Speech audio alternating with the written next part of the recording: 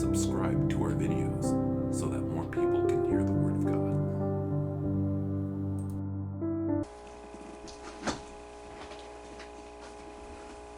Good morning and welcome to Thursday.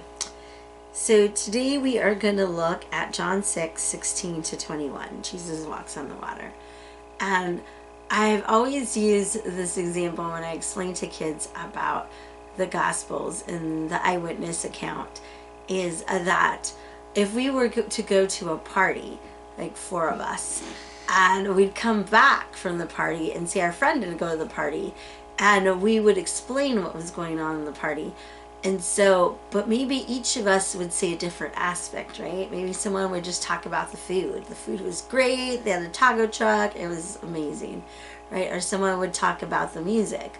Oh, the music was so good. They had a DJ. It was really fun. We were dancing all night long or whatever. And someone would talk about their friends that they hadn't seen in a long time, right?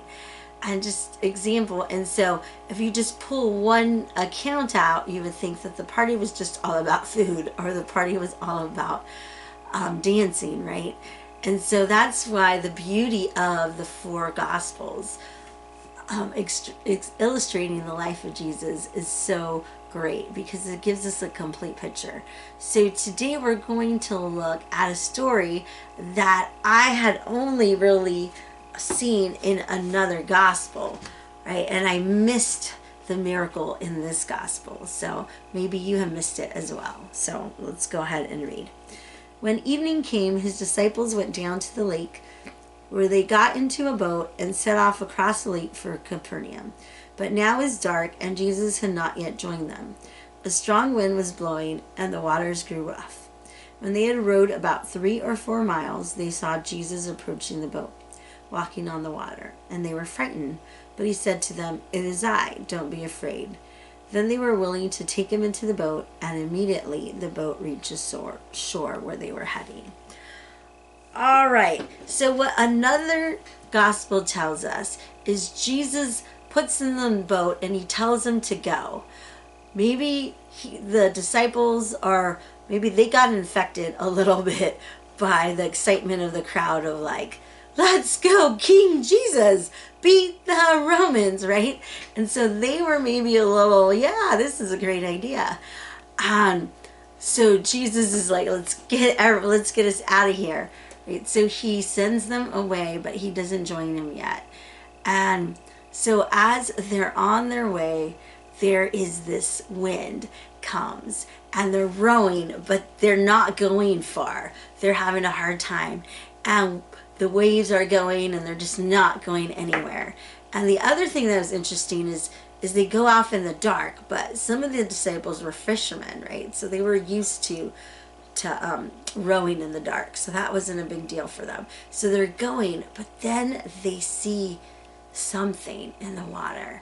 And it's Jesus. And I always think like, how did he not recognize Jesus?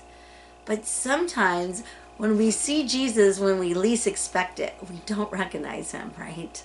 I think, could that be Jesus, right? And so instead, they're thinking this is a ghost or a spirit. And so they're afraid. So Jesus announces his presence. And in Matthew, this is the story where Peter goes and he walks on water with Jesus. And then he looks away and he starts to sink. And so we always look at that's the miracle, right? That Jesus is walking on the water. Or we look at when we take our eyes off Jesus, then we sink. So that's kind of how I have seen this story played out before. But there's more. So they had to willingly receive Jesus. So Jesus didn't force themselves. They had to say, okay, Jesus, come onto this boat. So as accepting Jesus in the boat, they had to believe this is Jesus. This isn't just a spirit that's coming to like torment us, right? And so as soon as Jesus comes into this boat, here is this miracle that I never saw before. Bam! They cover 3 miles. That's what scholars say. They cover 3 miles and now they are at the shore.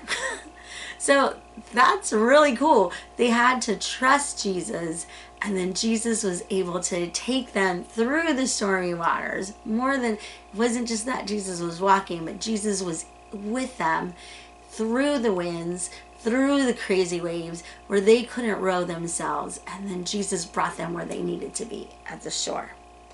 So he shows his divine power again. And so I love this miracle. I have to say, I don't think I've seen it before, and all the times I've read this chapter. And so again, as you're going through life, you know, navigating the storms of life, is Jesus in your boat, right? Are you asking him? Are you inviting him to the storms in your life? So reflect on that today. Have a good day, and remember, 5 minutes in the Word can change your life.